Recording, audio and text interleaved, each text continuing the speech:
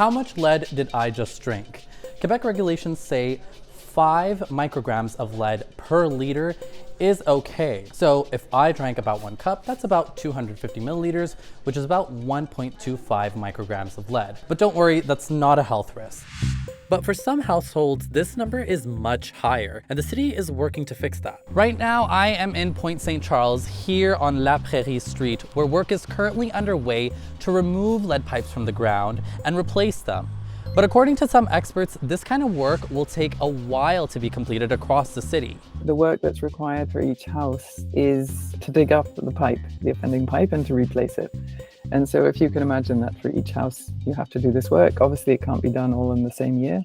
The city is hoping to have it all done by 2032.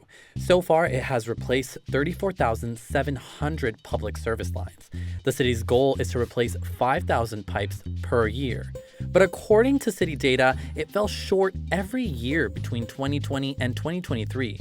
The city of Montreal says the pandemic and soaring construction costs have slowed the process down. There are still more than 44,000 pipes to be replaced.